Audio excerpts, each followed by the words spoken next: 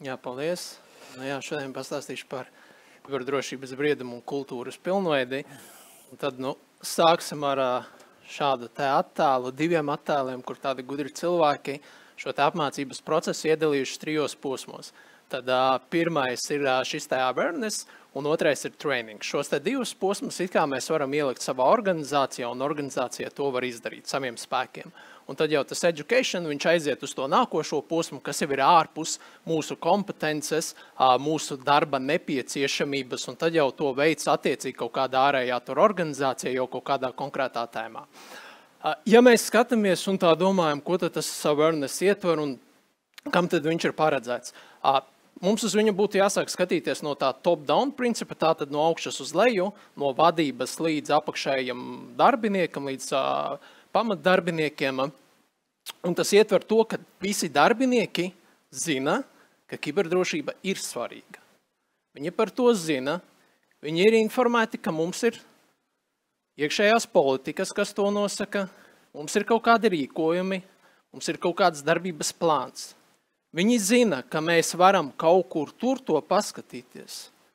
Es varbūt nesaprotu, kā tas strādā, ko man darīt konkrētajā brīdī, bet es zinu, ka tur ir. Es viņu no galvas varbūt nezinu. Nākošais, ja mēs skatāmies uz training, tas ir, ka jau mēs tiešām iekšējiem spēkiem, iekšējiem resursiem mēs apmācam, ko tad darīt, kas mums būtu jāzina, kā rīkoties, kur ziņot šos te pasākumus. Es arī gribētu teikt, ka šo te education mēs varētu ietvert iekšējā sistēmā, jo, ja es skatījos pēc tās teorijas, tad tas ir tas, kas ir ārpus šī te nodarbinātā kompetences, kas varbūt viņam nebūtu jāzina. Bet, ja mums ir savs IT cilvēks, viņš ir spējīgs, viņš ir zinošs. Viņš var izglītot grāmatvedi IT procesos. Grāmatvedēji tas ir ārpus viņas kompetences, bet šim te IT cilvēkam tas nav nekas jauns. Viņš šīs lietas zina, un viņš ir spējīgs par to pastāstīt. Ir jautājums, kā viņš varbūt to pasniegs, jo IT cilvēkiem mums patīk ļoti sarežģīt, jo mums liekas, tas tā baigi vienkārši viss saprotams, bet ja cilvēks, kas maz zina no tās IT pasaules, kaut ko īsti nesaprot, viņam tā liekas rakešu zinātnē. Zinu, tagad es sākšu runāt par farmāciju, man daudz farmaceita draugu. Tagad viņi tur sāku runāt. Sākumā vispār bija, ko jūs tur runājat, kas tur paudzes, ko tur kas? Un tad tā ilgāk tur viņiem komunicē, tad ir tas, tad tam ir miegainība, tā zāles vēl to dara, tur ir vēl kaut kāds miedarbības.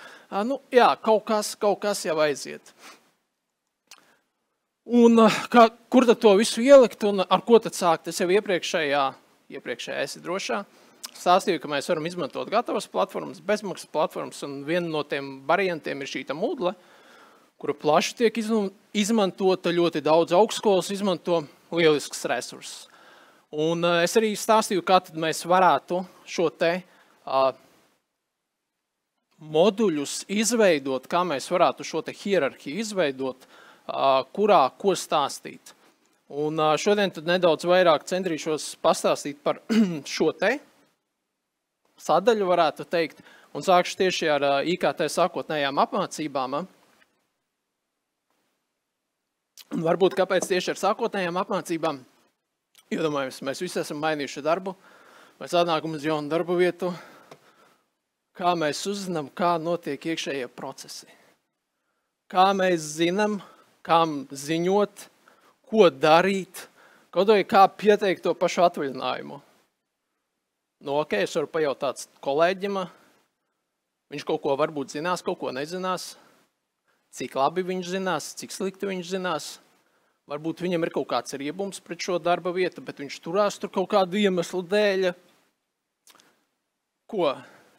Un tad tās viņa zināšanas, viņa kultūra, viņš viņu pārnes uz jauno darbinieku. Un tad tā domājot no IT speciālista puses, no drošībnieka puses, vai es vēlos, lai šīs te kiberdrošības zināšanas vai šo te, ko darīt konkrētā gadījumā, iedotu nodarbinātais, vai to man būtu jāiedod un jāpastāsta. Klausies, kā tev darīt? Un tad nākošais jautājums, kā ir vieglāk veidot jaunu kultūru organizācijā. Mēs visi zinām, kultūra ir ļoti sarežģīta veidot, ilgu laika posmu prasa, visādus pasākumus un tā tālāk. Bet kā būs vieglāk?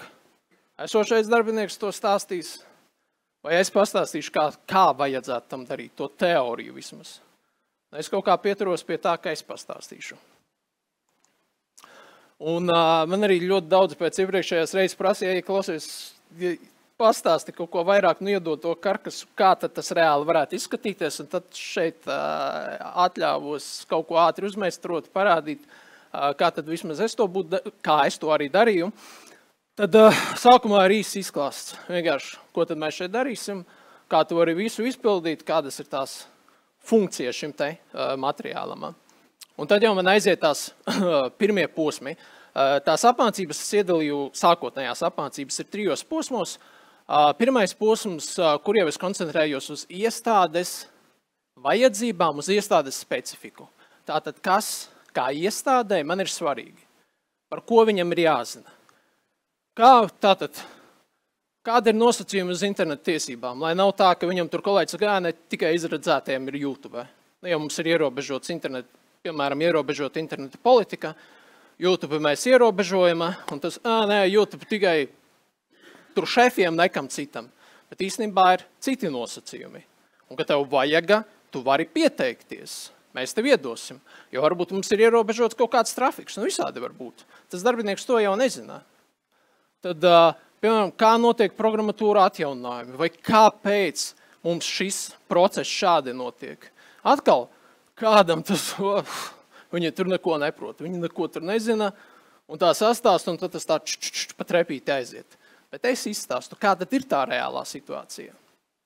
Un, protams, arī viss pārējais.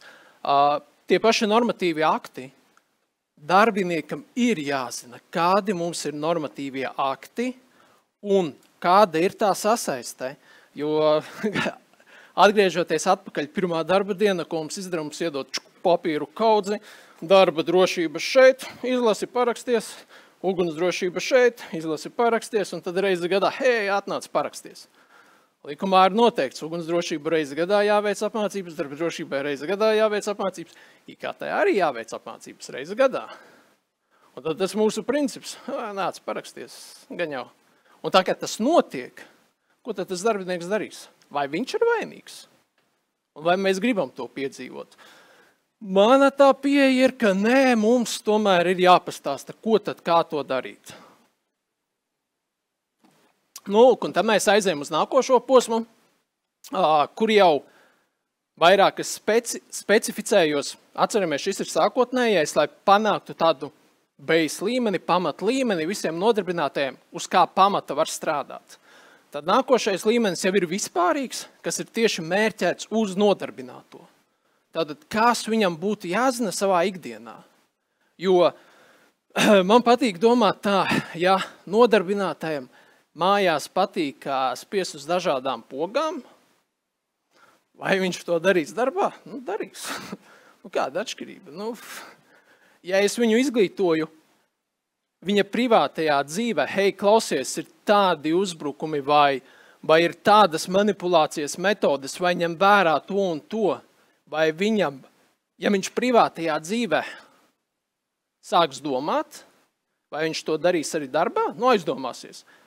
Es pieļauju, ka jā, un tie mani rezultāti rāda, ka jā, tā arī notiek. Un visbeidzot ir tāds noslēguma kurs, kur vienkārši es paprasu feedbacku, klausies, kā tev pietrūka, ko vajadzētu, un tad ir super, baigi labās idejas no cilvēkiem nāk, un tad jau nākošajā reizē tu vari pielikt un palaist nākošajiem. Un tad mēs skatāmies, kā tad to visu var veidot. Viens no vienkāršākajiem variantiem izmantot lesson. Skaisti pēc kārtas mēs varam visu salikt, uzdot jautājumus, skaisti pēc kārtas viss aiziet pa ķēdīti. Ja gribam kaut ko foršāku, saistošāku, kaut vai izmantojam to pašu HP5, H5P, kur jau mēs video materiālā varam ielikt jautājumus. Tātad video mums iet, kaut kurā posmā apstājas, mums ir kaut kāds jautājums, hops, viņam jāatbild, nepareizi atbild. Vēl varbūt no sākuma sāks, mums ir kaut kāda darbība. Vai arī izmanto to pašu Scrum. Tātad dažādība ir. Ja mums trūkst laika, tad vienkārši izmantojam lesson mood, lai viss ir super, strādās, derēs. Un kā tad mēģinam veidot šo te apmācības procesu? Iedalām 3 posmos. Pirmais posms ir ievads un nobeigums, to es saukšu par pirmo. Tātad ievadā 2-3 teikumi, ko tad šajā nodarbībā izstāstīšu, ko viņš iemācīsies. Un pašās beigās ir tādi galvenie, svarīgākie punkti, ko tad viņam vajadzētu atcerēties. Un tad izklāstā 1., 2., 3, kaut vai 4 īsi ziņu portāla raksti. Pāris teikumos pieliekam vēl kaut kādu bildīti, lai nav tik garlaicīgi lasīt. Un pēc kā viņš aiziet uz jautājumiem. Atbild nepareizi, atgriež uz konkrēto slaidu, kur viņš var atrast atbildi. Un šī nav bioloģija, kur tu stundā mācies vienu, un tad tev eksāmenā ir kaut kas cits. Tad kā lai es atbildu? Mans mērķis nav, lai nodarbinātajiem radītu problēmas, bet lai viņš, es izlasīju, ja es kļūdījos vai es nezināju, es varu atrast atbildi šeit.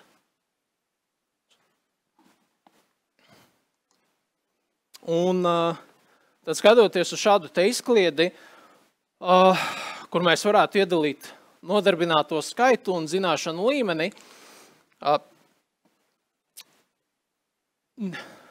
man patīk domāt, ka neatkarīgi no organizācijas, varētu teikt arī neatkarīgi no darbinieku skaitu, mēs varētu izveidot šādu te izkliedi, jebkurām zināšanām, arī piemēram šajā telpā, noteikti kāda daļa ir zinošāki dzelžos, kāda daļa ir zinošāka Linuxu serveros, kāda daļa būs zinošāka politikā, bet visiem būs kaut kāds vidējais līmenis.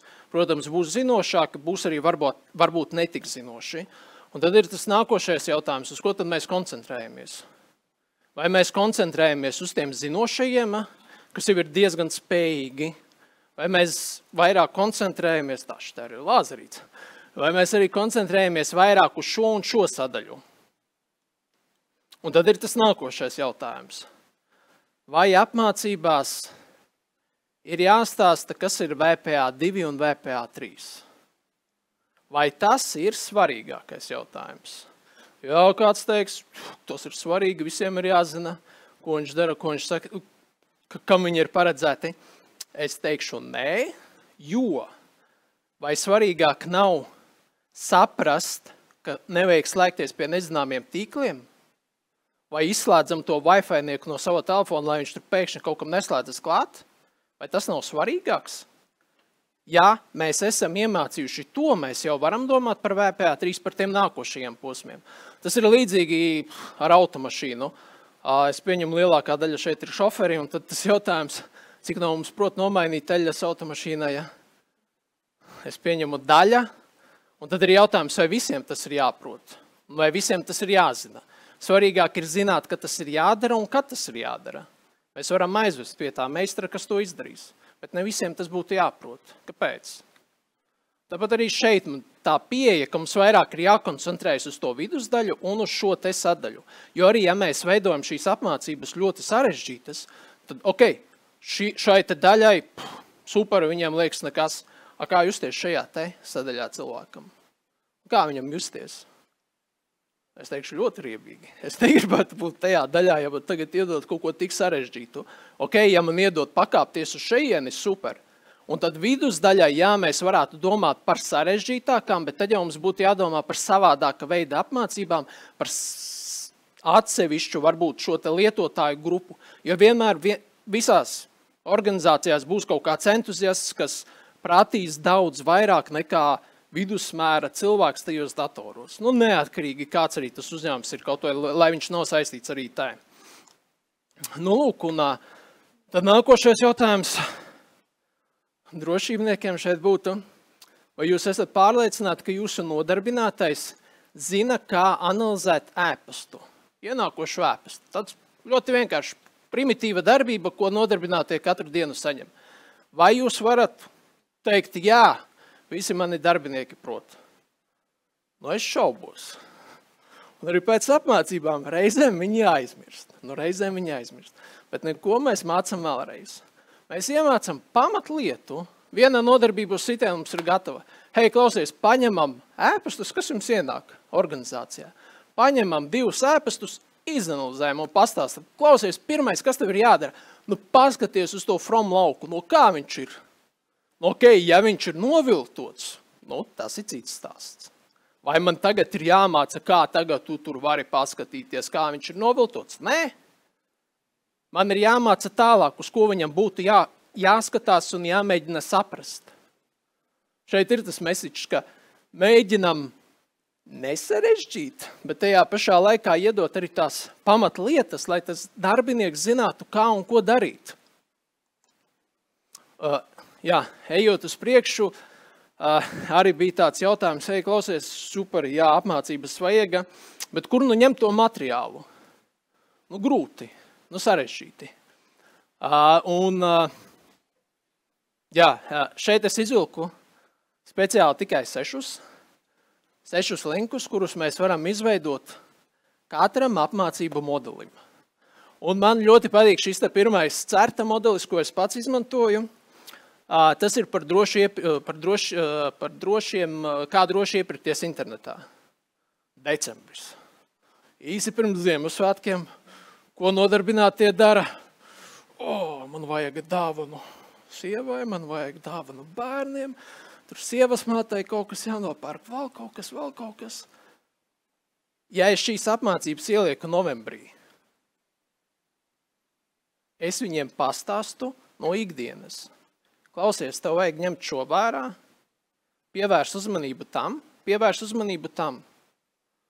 Un man bija vairāki cilvēki, kas teica, hei, klausies, jā, paldies, noderēja, super.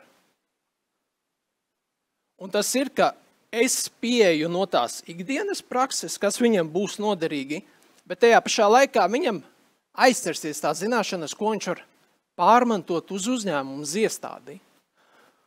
Un tas pats arī attiecas par visiem šiem te pārējiem linkiem. Un vai tie ir vienīgie? Šo es izcēlu sarkanu. Ideāls. Man liekas, ļoti skumīgs gadījums, nepārprotiet, bet ļoti labs materiāls, ar kuru strādāt un kuru pastāstīt saviem nodarbinātajiem. Varbūt ne uzreiz, tas bija nesen, gan jau zināt par tiem 160,000. Man liekas, kur zemniecei izkrāpā, 10,000 vēl viņi ielika pakamā, tā aizsūtīja privāto naudu. Varbūt ne uzreiz, bet pēc pusgada, pēc gada pateikt, hei, klausies, Latvijā arī tā notiek. Jo darbinieki to nezina. Viņi jau domā, Latvijā mani jau neapkrāps, man nav tur nekādu finanšu līdzekļu uz konta, nekā man nav, man tur 300 eiro uz konta. Un krāpnieks jau to nezina. Un šeit ir tas stāsts, ka mums ir jāpaskatās atkal no tā nodarbinātā skatu punkta, kas viņam būs noderīgi. Un tad jau, protams, aiziet vēl visi citi sociālie tīkli, kur skatīties šos resursus, un kas vēl te man ir šeit laikam labāk redzēt. Jā, tos pašus ziņojumus, incidentus, kas mums notiek organizācijā. To jau mēs arī varam stāstīt. Un tad, ja mēs tā parēķinam, tūlīt, ja mēs tā parēķinām, cik tad bieži vajadzētu tos apmācības. Tā mana pieeja, kas man strādāja, 9 apmācības gadā, plus mīnus. Tātad mācību periods no septembra līdz, kad tagad mais laikam skola beidzas. Katru mēnesi īsas apmācības, 10, 15, maksimums 20 minūtes. Nodarbinātais zina, hei, klausies, man tagad jauns mēnesis, jauns apmācības, neizpildīšu, būs kaut kāds varbūt sankcijas vai kaut kas notiks. Tas ir nākošais stāsts, kā viņus motivēt nosacīti. Tad šeit ir 6 apmācības, tas ir vairāk kā pusgads. Pieliekam vēl kaut kādu, paņemam sociālos tīklus, kaut vai to pašu, ko mums CERT.LV nopublicēja Facebookā. Paņemam to materiālu, pastāstam. Mums ir ātri gatavas apmācības. Mēs vienā dienā varam uztaisīt vairākus moduļus, vairākiem mēnešiem uz priekšu. Ja iesākam, īstenībā tas nav tik sarežģīti, un jo vairāk mēs to darīsim, jo ātrāk mēs to varam izdarīt. Un tad skatoties no mācību piramīdas, ir traki. Ir traki, jo īstenībā ir tā, ka tas, ko šobrīd es arī stāstīju, un kā pārsvarā notiek tā mācīšanās, viņa ir ļoti neefektīva. Viņa ir ļoti neefektīva.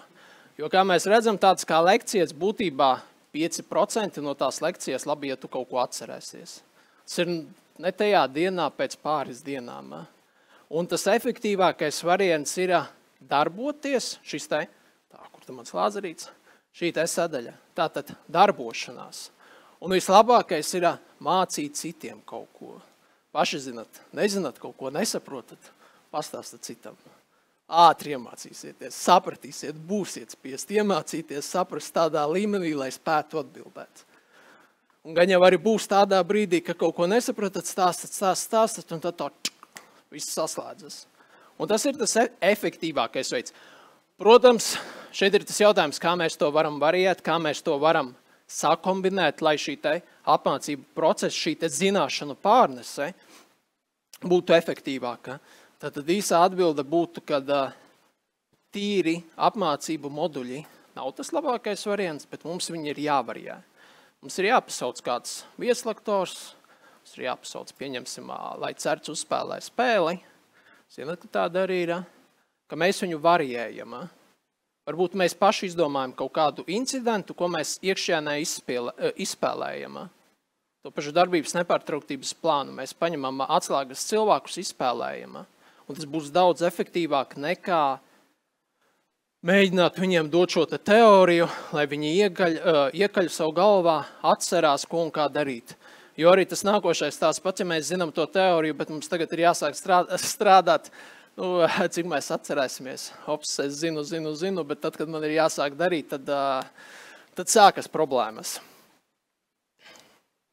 Nu jā, un kā padarīt tās nedaudz interesantākas, jo ar tekstu ir garlaicīgi.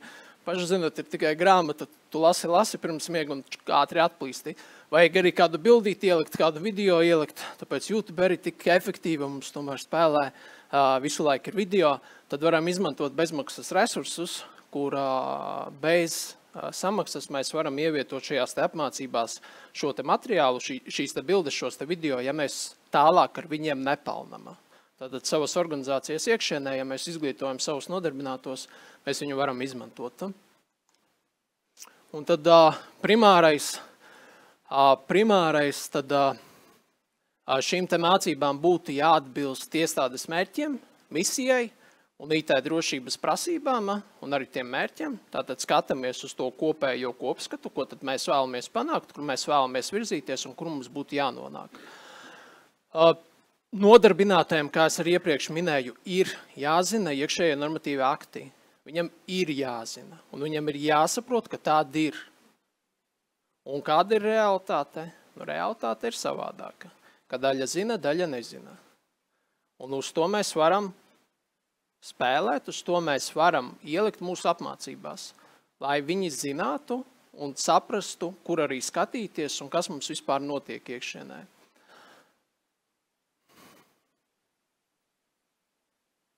Jā, kā es iepriekš minēju, tātad zināšanām būtu jāvarīja starp nodarbinātajiem, ko viņiem būtu nepieciešams zināt un ko arī man kā organizācijā vai kā organizācijas pārstāvim, kas mums ir svarīgi. Tad mēs taisam tādu miksli kopā un tad mēs iegūstam to mērci, to īsto mērci, kas mums derēs. Kā es minēju, tātad tēmā mums arī ir jātaisa dažādas, lai nebūtu tā, ka katru mēnesi mēs kaut ko stāstam tikai par e-pastiem, bet mums ir jāvarēja. Vienu mēnesi mēs pastāstam par e-pastiem, varbūt nākošajā mēnesī mēs pastāstam, kā tad tev būtu jāizsargā savs telefons vai kādi tev backupi būtu jātaisa savam telefonam, ko tad darīt ar to savu telefonu. Nākošajā vēl mēs uztaisam kādu spēli, mēs viņu varējam, lai tiem nodarbinātiem būtu interesantāk.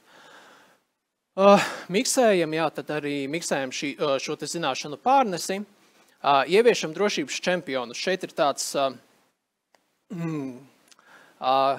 labs stimuls. Mēs visi zinām, ka mums vismaz lielākajai daļai patīk sacensties, patīk kaut kādas spēlītas spēlēt, un tad tur ir tops, un tad, man ir jābūt pirmajam, vai man tur ir jābūt kaut kur labākam, vai, hei, man tur nedaudz tikai pietrūks līdz tur top 10, es varbūt nedaudz piespiedīšos un nokļūšu. Okay, ja mēs neieviešam konkrēto nodarbināto, mēs jau varam ieviest nodaļu pārvaldi, lai nerādītu, ka tur kaut kāds nodarbinātais to ir darījis. Vai vienkārši ieviešam kaut kādu žetonu, digitālo žetonu, super, tu esi izpildījis laikā, tu esi viens no tiem retajiem, kas laicīgi izpilda, vai tu esi viens no tiem agrējiem putniem, kas pirmais pieslēdzas, kas pirmais izpilda, kas pirmais uzzina šo te informāciju, vai pirmais, vai persona, kura visvairāk ir ziņojusi, ka kaut kādi incidenti mums ir notikuši, nosacīti incidenti, bet, piemēram, kaut kādi aizdomīgi ēpasti, tu esi ziņojis, ka tādi mums vairāk ienāk. Veicam šo te zināšanu pārbaudi pēc tiem 6-12 mēnešiem. Jums nav nosacīti jēgas tikai mācīt, ja mēs nezinām to rezultātu, vai mēs iemācam un mēs nokļūstam tur, kur mums ir jānonāk. Tāpat kā skolā mums ir tie kontroldarbi, dikti vai ne, citiem patika, citiem nepatika, ka tagad notiek mums tā zināšanu pārbaudē. Bet tādā virzienā mēs iegūstam to kopskatu un mēs paši varam saprast, vai viņi zina, vai viņi prot, un ko tad mums vajag vēl darīt. Jo varbūt tur vienkārši izkristalizējas kaut kāda basic lieta, ka viņi tur nesaprot vispār, ko tas vārds nozīmē, primitīvi runājot. Un tad jau nākošajās mēs varam vairāk koncentrēties uz to.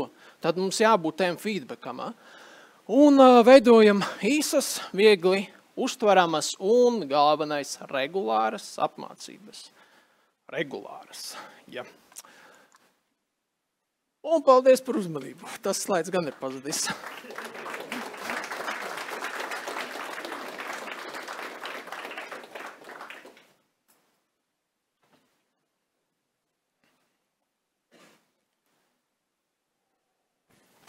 Jā, paldies, Mārtiņ. Jautājumi no zāles. Cik regulāras tās apmācības jūs rekomendējat? Es rekomendētu pieturēties tiem 9 apmācībām gadā, jo mēs visi zinām, ka mums jau no 7 gadiem mēs sākam skolā iet, mums ir 9 mēneši, augstskolā mums arī ir tie 9 mēneši, un ja mēs tā pozicionējam, ja mēs ieliekam vienas apmācības mēnesī, tad tas būtu forši 9 apmācības gadā. Vasarā neviens neko negribēs darīt, protams, tad arī ir atvaļinājuma laiks, un vai mums vēl ir jāapgrūtina, un tad tur jāsako, kas ko tur ir pildījis. Mēs varam atkal sākt no septembra kā jaunu lapu. Tāpēc tā mana pieeja bija no septembra, mums sākas apmācības kā skolā līdz maijiem. Tā laikam. Jā, lūdzu, Uldi, iedodiet. Jā, būšu nepieklājīgs. Bija kādreiz tāda skola 2030, viņa vēl joprojām ir aktuāla, kur katram skolotājam jāizdomā velosipēds no jauna, proti jārealizē savu apmācību programmu. Un tad mans jautājums ir, vai CERT.LV plāno kaut kādu, pusgatavu vai gatavu Moodle mācību moduli publicēt, ne tikai atsevišķas prezentācijas? Es varbūt Uldi papildināšu. Skoram uzreiz paku lūdzu ielieciet. Šeit skatīsimies, ko nākotne mums nesīs un ko mums arī atnesīs ne tikai jaunie 442 noteikumi, bet arī kiberhigienas noteikumi. Un tad jau skatīsimies, ko nākotne atnesīs. Jā, paldies par labu atbildi. Es tomēr te 2 jautājumus, kas ir no attālināt, es viņus apvienošu. Un faktiski tātad mums tomēr ir tādi cilvēki, kas alkst savus darbiniekus sodīt par to, ka viņi spiež uz kaut kādām saitēm, vai te ir vispār otrajā jautājumā, vispār nesaņems algas lapiņu, ja, kamēr nebūs noskatījies apmācību video. Kā mēs varam savienot, teiksim, šo te kiberdrošības izglītošanu, to iestādē, to kiberdrošības vai IT drošības kultūru, mēs šai iestādē to darām tā, ar kaut kādiem sodiem. Varbūt, ka tev kaut kāds viedoklis, varbūt te jums kaut kāds viedoklis par to. Jā. Protams, tā labā prakse būtu, ja mums nevajadzētu sodīt, nodarbinātie būtu apzinīgi, viņi visu laicīgi pildītu, mēs varētu paslavēt super, cik jūs esat forši un visu laicīgi izpildēt. Realitāte, diemžēl, ir savādāka.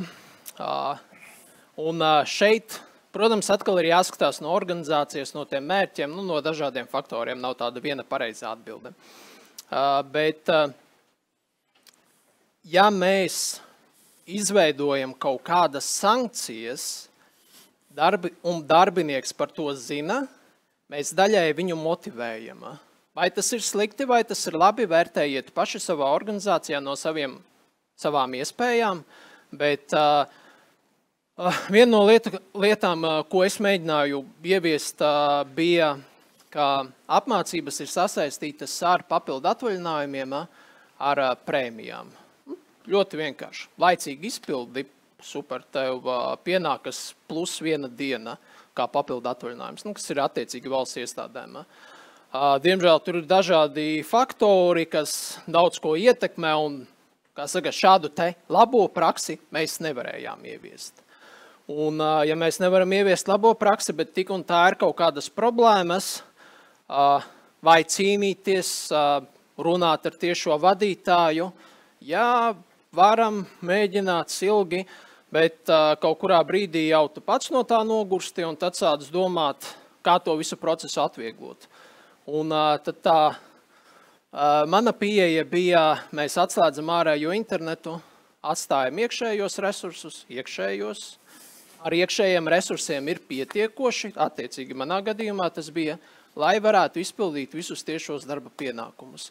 Gribi Delfus, piespiedu kārtā pildi apmācības, nebūs tev Delfu. Viss nodarbinātais 1 mēnesi neizpilda, es netieku Delfos. Ko es darīšu kafijas pauzē? Man vairs nav ko darīt. Es gribu Delfos ieiet. Nu, protams, variants, citi tā darīs. Bet šis strādāja, lai arī kā tas būtu, tas strādāja. Vienreiz darbinieks to izdara, viņš palaiž garām, nākošajā reizē viņš to laicīgi izpildīs. Un tas atkal, es nesaku, ka šis ir pareizais variants, un varbūt arī jūsu organizācijā, jūsu iestādē tas nav labākais variants. Tas ir jāskatās pēc jūsu organizācijas. Bet tajā pašā laikā tas strādā. Jā, paldies, Mārtiņ, par tavu viedokli. Varbūt, ka to bija tomēr jāparunā. Un lūdzu, jā, jums jautājums. Es vēl vienreiz uzdošu vienu maz jautājumu. Tieši tā. Šīs prezentācijas laikā skatījos, ka jūs ļoti promotējat pasīvās mācīšanas metodas. Mazāk pieskarties praktiskajām, vai jums kā priekšstāvjiem nevajadzētu runāt par tādiem kā gamification metožu ieviešanās darbā, jo, kā mēs zinām, teorētiskās zināšanas nenorāda uz to, ka viņas varēšu reāli pielietot praksē. Jā, protams.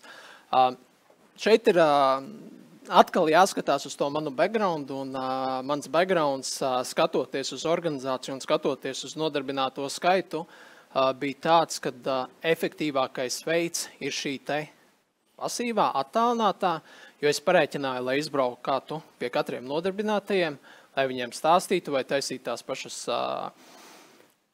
spēļu metodas un visu pārējo. Tas būs ļoti daudz laika. Ņemot vērā, ja es esmu viens organizācijā, man ir tik daudz nodarbināto, man ir tik daudz darba pienākumu, un man ir jāprioritizē, ko man vajag izdarīt. Un šis bija tas efektīvākais veids, kā panākt kaut kādu progresu, lai mēs nokļūtu līdz kaut kurienei.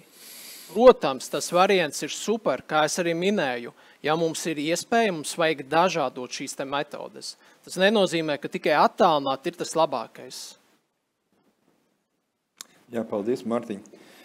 Jā, es tomēr vēl vienu arī attālināto jautājumu cilvēkiem. Tās apmācības, jā, baigi daudz, bet, Ince, tev ir tāds smuka parabola uzzīmēt, ja, tu cilvēki zina vairāk, mazāk, tu pa vidu pavisam labi ir. Un šeit Sandrs jautā. Iestādē šī cilvēku kiberzināšana līmenis, viņš ir ļoti atšķirīgs. Jā, protams. Ko darīt ar apmācībām? Jo vieniem tas ir jāmāca, citi jau to varbūt ļoti labi zina. Vai ir kaut kāda, ko tie tiek darīt? Jā.